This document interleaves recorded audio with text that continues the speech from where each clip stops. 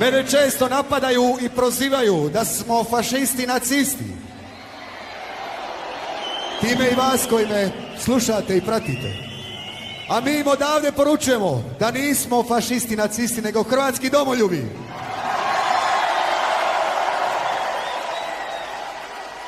Poručujemo im da postoje vrednote zbog kojih živimo. Postojali su ljudi koje nikad nećemo zaboraviti. I da postoje snovi kojih se nikad nećemo odreći. Ako netko govori kao ustaša, ako zastupa i promiče ideje što su ih zastupali ustaše, ako ističe njihovo znakovlje i simbole, ako pjeva njihove pjesme, onda on je ustaša. Hrvati su pobijedili i 1941. godine kad su 10. travnja proglasili Hrvatsku državu. Onda on je ustaša. I mi nemamo razloga se nikom ispričavati. Ovo što skroz traže od Hrvata, ajde idite kleknuti Jasenovac, kleknite ovdje. Mi nemamo pred kim šta klečati. Oni su naime ti koji koriste Jasenovac za promicanje svoje nakaradne teze o izjednačavanju fašizma i antifašizma. Mi smo 2 puta pobjedili, a svi drugi samo jedno. Mi smo pobjedili 10. travnja kad su nam sile osovine priznale Hrvatsku državu i pobjedili smo jer smo se našli poslije rata opet s pobjednicima za pobjedničkim stolom. Ustaša. Slučaj Vukovara i istočno-slavonskog ratišta služi kao očit dokaz o sprezi i istovjetnom radu KOS-a i HOS-a, KOS-a i HOS-a, KOS-a i HOS-a i različitih obavještajnih službi. Nema toga naroda, dame i gospodo, koji će se odreći svojih heroja. Zato što svoje volim najviše, što sam branio, moje najdraže sunje mi. Dušmani moje ljube, ali ne znaju da je istina ponad ovoga, jer je istina ponad ovoga. Srbe i Hrvate, te vjekovne neprijatelje. Srbi, žrtve, ustaše, zločinci i krvoloci. Srpski narod zna i pamti, a istorija dužna ne ostaje. Imajte u vidu da će svako od nas polagati pred sobom i pred istorijom srpskoga naroda istin, a kako će ga položiti, to će najviše od njega zavisi. Braneći vas, braneći kuće, braneći srpsku zemlju, oslobađajući se od ustaškog terora koji nikada postojao nije na ovim prostorima. Rođeni ste 29.11. koje godine? 1899. U mjestu kasredno narodnosti? Hrvat. Šta ste po zanimanju? Ništa. Državljanstvo? Hrvatsko. Jeste li oženjeni? Jesam. Imate djece? Ima. Djeca su punoljetna? Jesu. Imate imovine? Nema. Jeste li osuđivani do sada kada? Nisam. Dobro, sjedite. Okrivljenog Kartuković Andrije je neistinita i neosnovana. To je obrana ratnog zločinca koji je kao vjeran sluga nacističko-fašističkog okupatora u skladu sa svojom ustaškom ideologijom, šovinizma i mržnje, koristeći jednu od najviših funkcija komunističke terorističke državne organizacije, beskrupulozno i svirepo vršio monstruozne zločine protiv čovječnosti i zločine genocida, nanoseći ogromne štete svim narodima Jugoslavije, a posebno hrvatskom narodu u čije ime je tobože sveto. U današnje vrijeme, u ovom stoljeću, nekako razumjeti kakva je situacija bila u ono vrijeme. Bila je situacija takova da je sa protivne strane poduzeto sve moguće da se minira Hrvatska država. Sva moguća i nemoguća sredstva, i usmena, i pismena, i po noći, i po danu, i tako dalje, pokušali su svim snagama istrijebiti i uništiti Hrvatsku državu. Protiv toga poduzeta su sva moguća i nemoguća sredstva i sada kad je situacija nastala u ovo vrijeme, posle koliko godina kad se svršio rat, dolazi do toga da bi se što je više moguće ocrnio čitavi hrvatski narod, a osobito vlada, hrvatska vlada, a naročito moja malenkost.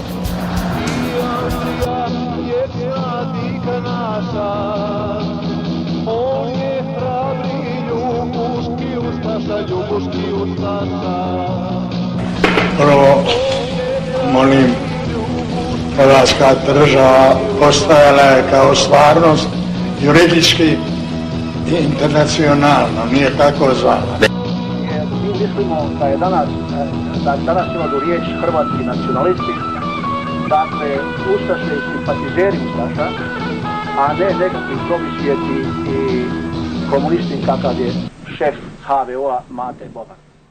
Nego ostajemo ovdje za dom spreman, stvarat ću sa drugim ljudima, drugim Hrvatima, muslimanima i ostalim slobodnu i nezavisnu državu Hrvatsku, dakako, od Sutle do Drine.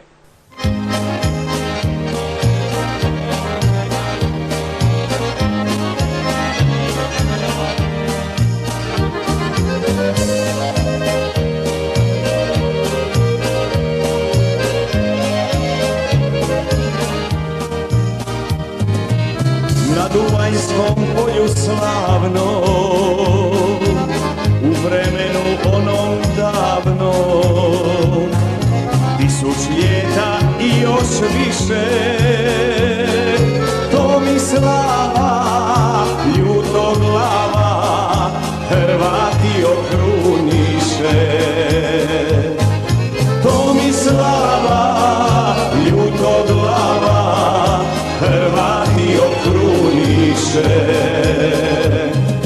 Ponosna si vazda bila, Herceg Bosno naša bila, i sa Une i sa Drine, ne daju te Hrvatine. I sa Une i sa Drine, ne daju te Hrvatine.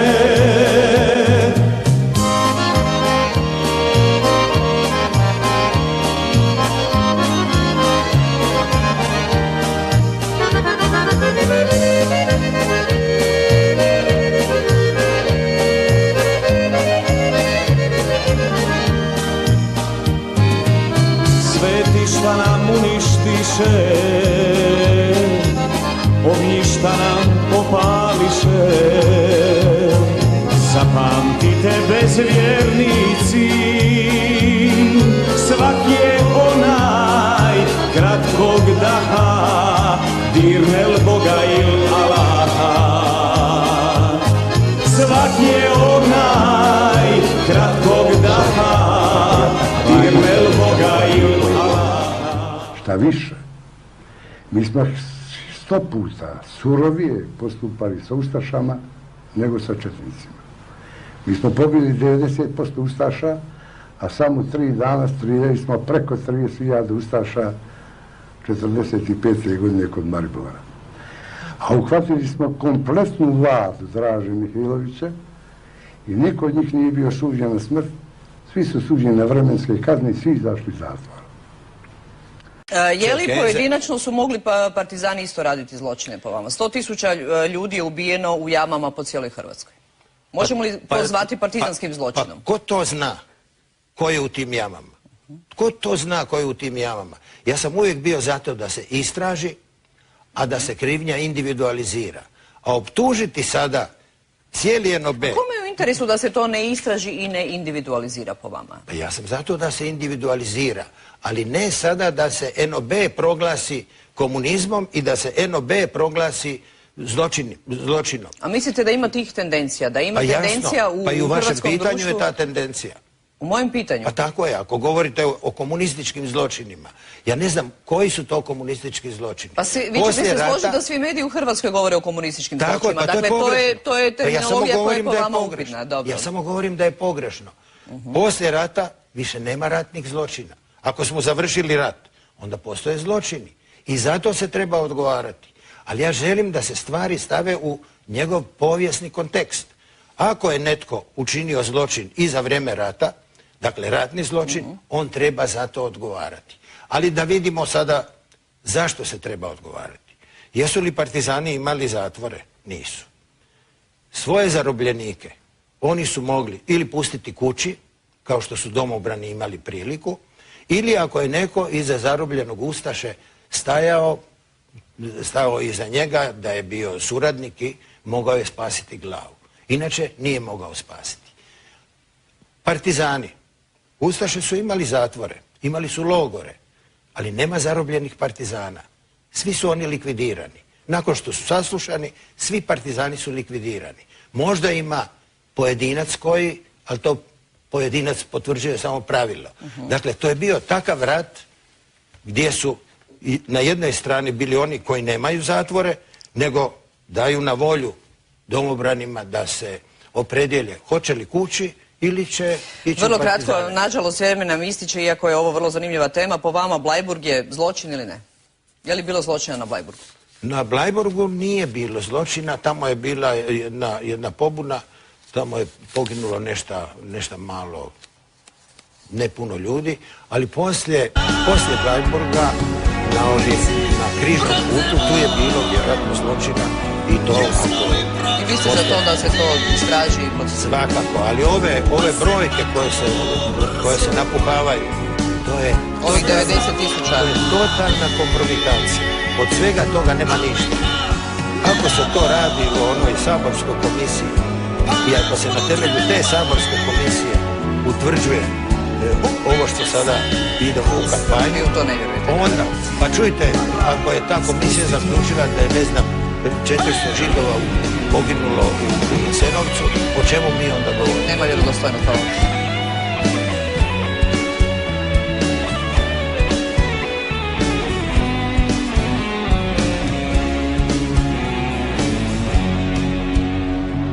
Danas Hrvatsku državu vode djeca istaknutih partizana. Jednostavno ta djeca nisu odgojena u duhu ljubavi prema Hrvatskoj. Drugarice i drugovi partizani. Iznimno mi je drago, evo vidim, nose neki kape partizanke. Kape partizanke su lijepe kape. One nose tu poruku ljubavi i mira. Kape partizanke su lijepe kape. One nose tu poruku ljubavi i mira.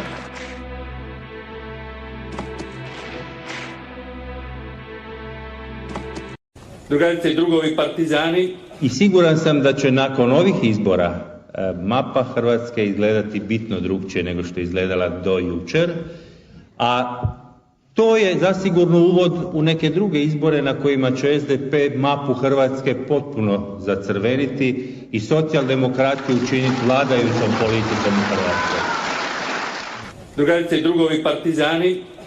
Podsjetit ću da sam evo i sam bio napadan kad sam ustvrdio da postoji ustaška zmija.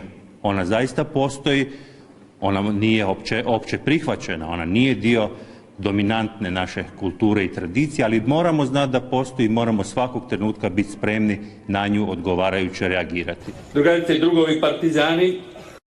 U svoj ured stavio bistu predsjednika Tita. Ona i danas tamo stoji.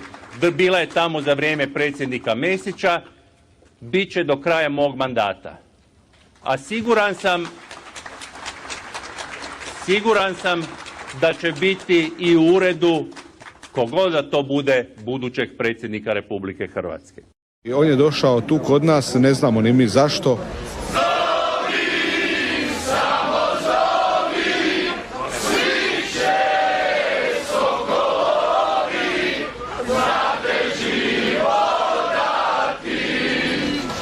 Oj Hrvatska mati, nemoj tugovati.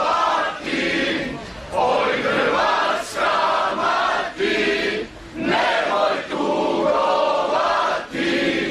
Zovi samo si, samo zdravo teci, niti Dunav silu gubi.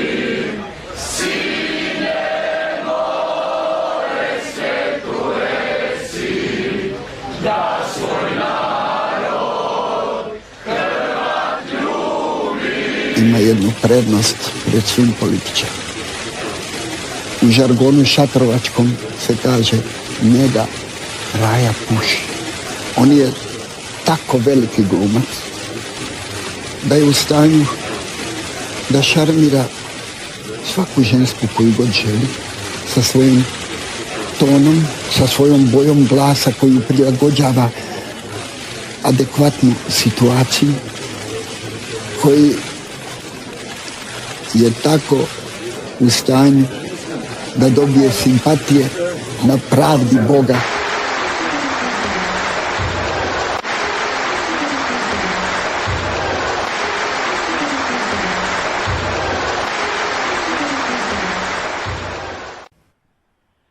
Danas su u Osijeku na reklamnim panoima osvanuli nepotpisani džambo plakati na kojima se ukazuje na intervju koji je 2008. godine u jednim dnevnim novinama dao sadašnji predsjednik HDZ-a Tomislav Karamarko.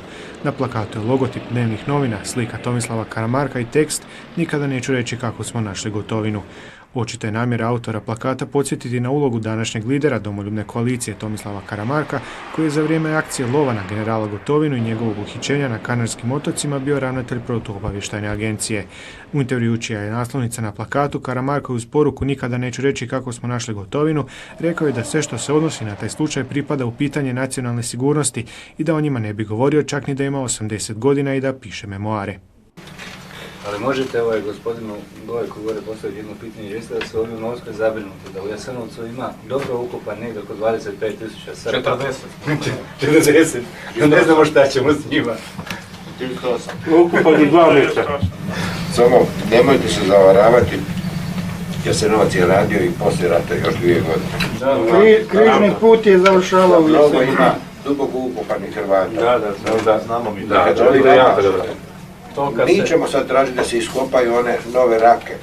Na Uni se nisu da su to domobrani i Ustaši i Čerkezi. Da, i korito Save je već djelomično otkopano. Na unskoj strani je nađeno u tom smislu. to pisalo i naput tajac. I to ćemo morati svjetsku komisiju dovesti da se vidi ko je tu.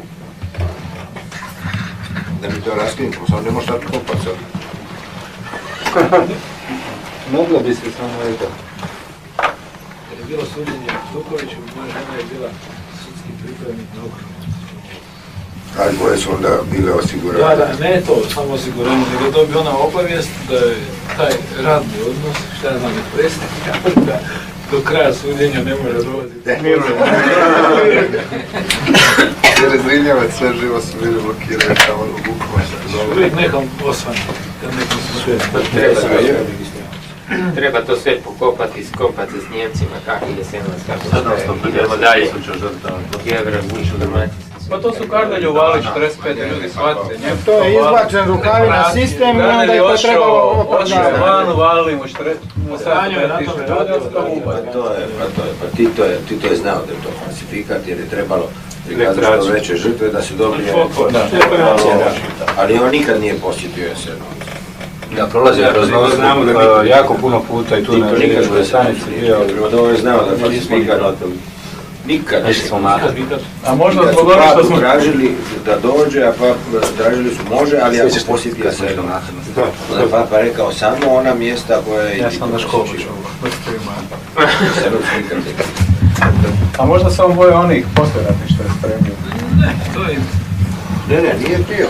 Znao je. Ne, mislim zbog onih što je poslije ratni spremio Jasenovac. Pa znao je to. Pa znate šta, mi smo uzeli vremenski period u kojem je egzistirao taj logor, pa smo to onda računali 700.000.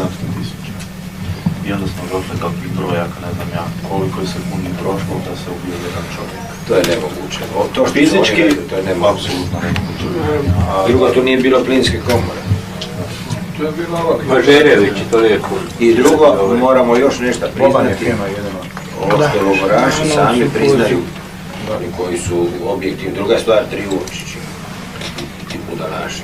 Oni koji su bili, ja sam sa Šimom, Šime Klajić, ljudi su umirali kao što se inače u ratu umire od tifusa, od dizanterije, od ovoga i onoga, i umirali su. Ali to su bili radni pogoni. Bilo bi glupo, kaže, da neko ko se nauči raditi u kožari i sad ga ti ubiješ jer ako će sutra raditi, trebalo je prerađivati kožu, trebalo je za vojsku. Prema tome, ti pogoni su radili. Ljudi su ubijani, ali prije dolaska u Jasenovac. Kad je došao on u Jasenovac, on je već bio praktično spašen, jer je onda bio kao radnik potreban. Ta ubistva jednostavno nisu istinita, kad prošlo je po 15, po mjesec dana da niko nije umro, niti je ubijen. Ali umirali su ljudi, pa jasno da su umirali, djeca iscrpljena, s materama su došli pa su i umirali. Nije glupo reći da nije bilo smrti. Evo pa 25.000 je puno, ali nisu to samo Srbi bogati. A sad čak se stavljaju Srbi na treće mjesto. Normalno, dobar da imamo napredne inteligencije iz Hrvatske, napredne. Fizičar. Slušajte, to je bila institucija logora koja je u to vrijeme bila ne samo tu, nego u cijeloj Evropi. Institucija koja je izolirala ljude koji su mogli aktualnom režimu smetati. I zato ga je izolirao. Da je tu bilo i smrti, bilo je, normalno da je bilo. Ali da se izmišljaju takve podvale i laži da su časne sestre ubijale u Jastrebarskom, gdje su one po cijenu života žrtvovale se da budu i same zaražene od tifusa, spašavale djecu i hranile tu djecu, i gdje ta djeca na kraju to i priznaju, kao što je recimo onaj Milivojević Dragan, koji je isto dijete negdje sa Kozarom, ali on se izjašnjava kao Hrvat i njega su te časne sestre ispali. Pitanja su sezala i do ranih 90-ih i navodnih torba s novcem za obranu Hrvatske. Australski iseljenici tvrde da su vam dali torbu s novcima kad ste bili. Ja sam bio predsjednik izvršnog odbora Hrvatske demokratske zajednice. Po nalogu stranke sam bio. Ja nikakve novce nisam nosio, osim dobio sam jedan ček od, ne znam, 30 ili 50.000 dolara koje je trebalo predati za bolnicu u Gospiću. Dosta je bilo konfuzno kad sam odlazio, puno ljudi, pozdravljao se. I negdje je taj ček ostao. Za Hrvatsku državu jedan ček od 50.000 dolara u ime naših članova i Hrvatskog društva Sidneja.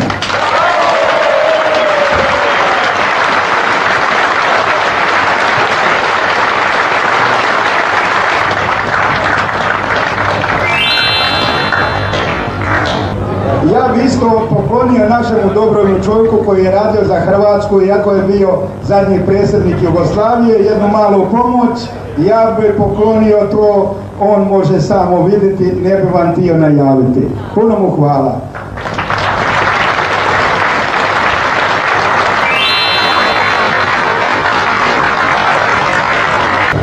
Ja vam predajem ček od 100.000 dolara u ime svih Hrvata za Hrvatski nacionalni fond. Izvolite.